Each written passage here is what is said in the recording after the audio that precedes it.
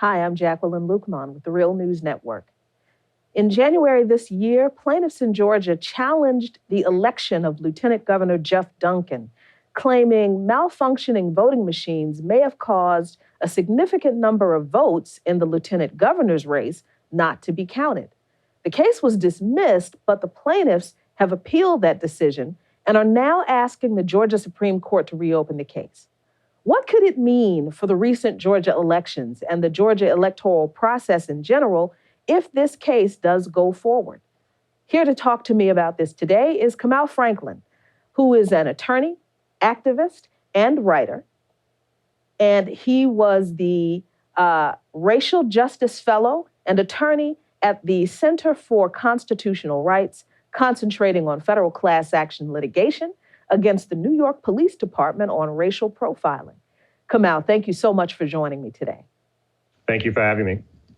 So there was a lot of focus on the governor's race in Georgia. In fact, almost all of the focus on a national level was on the governor's race between Brian Kemp, the Republican, and Stacey Abrams, the Democrat.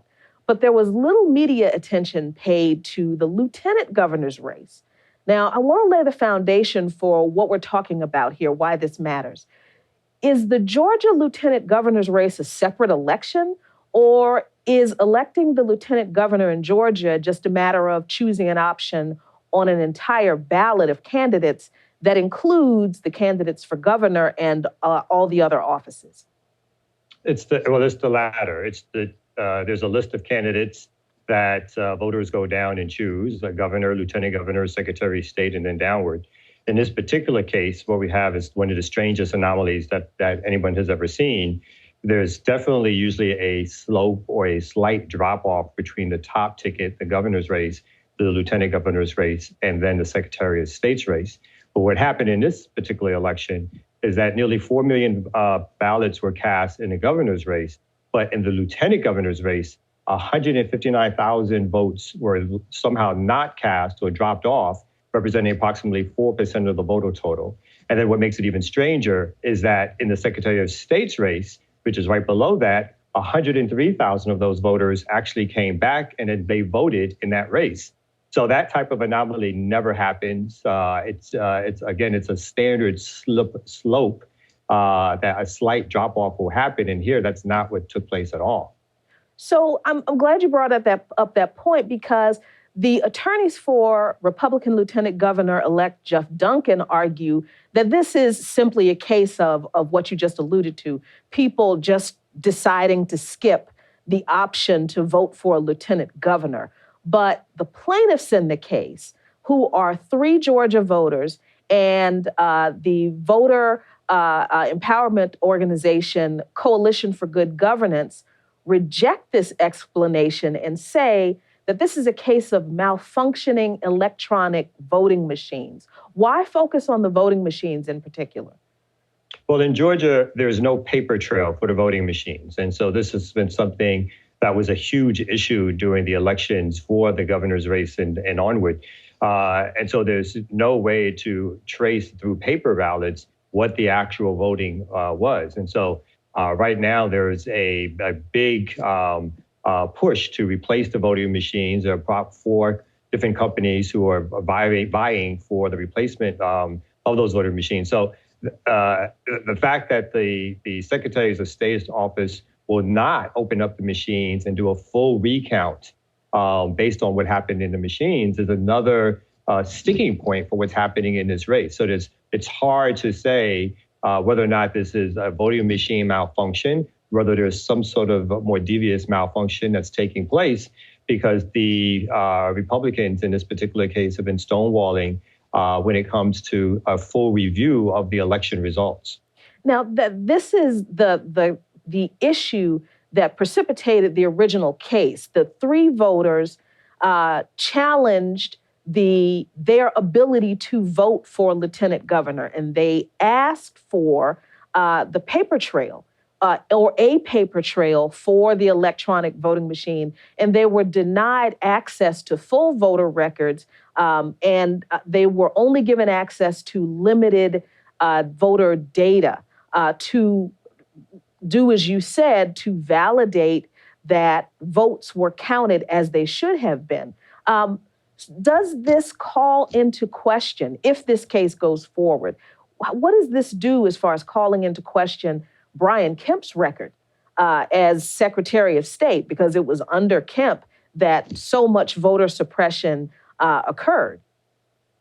I mean, I think the legitimacy of the elections are totally clouded at this particular stage. I think that's been the case in the governor's race when Brian Kemp at first refused to recuse himself from the Secretary of State's office, and only under massive pressure did he then decide to do such. And again, the Secretary of State's office, as all statewide offices, are controlled by Republicans. And their basic feeling is that we should move on. These elections are over. But there are so many questions with this lieutenant governor's race, and still some unanswered questions in the governor's race as to the role of the Secretary of State's office, both when Kemp was there and when Kemp left the office. The missing ballots, folks not fully who registered to vote, somehow not on the voting roll. These things were pernicious during Kemp's time period in office as Secretary of State. And so they, like I said earlier, they just bring a total cloud over these elections and the legitimacy of them. Now, the issue of voter suppression was recently raised by not just activists and Georgia voters, but it was elevated to a national level by Stacey Abrams herself in her response to the State of the Union, the recent State of the Union address. And this is what she said. Let's be clear. Voter suppression is real. From making it harder to register and stay on the rolls, to moving and closing polling places, to rejecting lawful ballots, we can no longer ignore these threats to democracy. We cannot accept efforts to undermine our right to vote. We must reject the cynicism that says allowing every eligible vote to be cast and counted is a power grab. Americans understand that these are the values our brave men and women in uniform and our veterans risk their lives to defend. The foundation of our moral leadership around the globe is free and fair elections, where voters pick their leaders, not where politicians pick their voters. Now, Kamau, this particular case focuses on the lieutenant governor result. But what would the implication be for the validity of the governor's race itself if this case does go forward? Would this refocus the attention on the voter suppression efforts of the Kemp Secretary of State? And would it become a foundation for challenging the validity of the outcome of the governor's race? Well, I think it would continually hold that race in a certain amount of suspicion. I think the lieutenant governor's race, although they're not asking for a revote or another election, but they are asking is for scrutiny of the voting machines and the election process itself. So I don't think it will flip the governor's election in any way or cause a new election for the governor's race. But almost as importantly, it delegitimizes further the way these races are held, the role of the Secretary of State's office in these races. Again, as Ms. Abrams mentioned, the missing ballots, polls closing, these things are real, and they're not necessarily the distance between Abrams and her opponent is crucial in terms of important issues that people are facing as everyday voters. Everything from reproductive health issues to taxes to gun control to crime. So these are not small matters that we're talking about. And obviously, the power of the governorship and what people will go in terms of the process to hold on to it. It's just really questions whether or not these elections were fair and valid. So this isn't a case about recalling the lieutenant governor. It really is a case about ensuring fair and transparent elections in general for voters in Georgia and as a template for voters across this country. Yeah, most definitely. I think having conversations about the machines themselves, and again the paper trail, the drop off again in those who voted in the lieutenant governor's race, and again it's not just a question in my mind of whether or not the machines were inaccurate, but I think this goes further because you had again a drop off that is unheard of in terms of the lieutenant governor's race, and then in the Secretary of State's race right afterward, you had most of those voters all of a sudden voting again.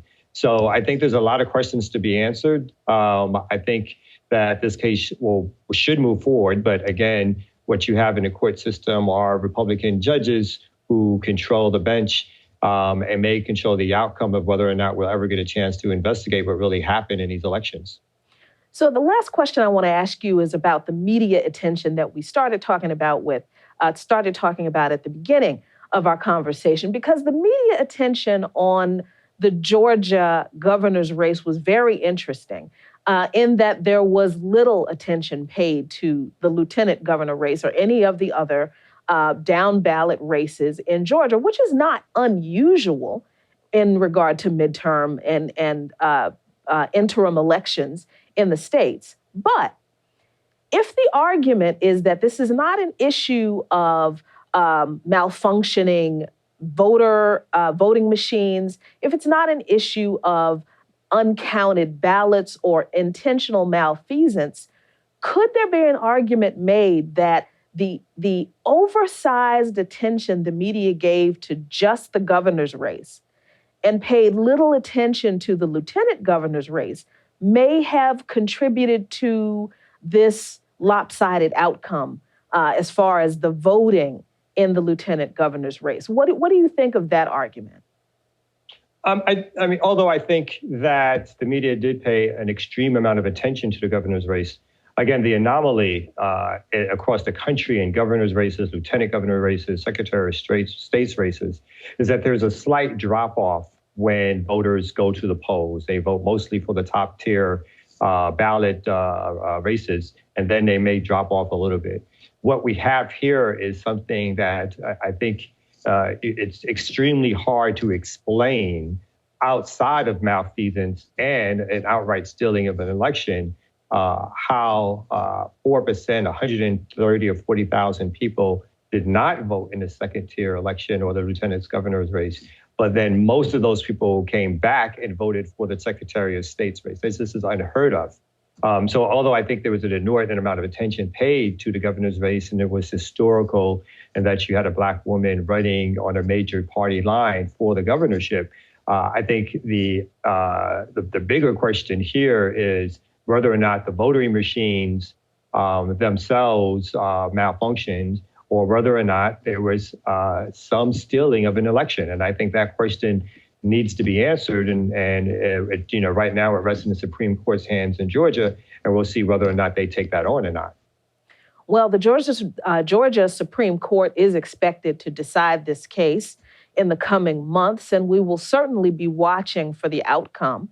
But until then, thank you, Kamau Franklin, for helping us understand this issue a little bit better today.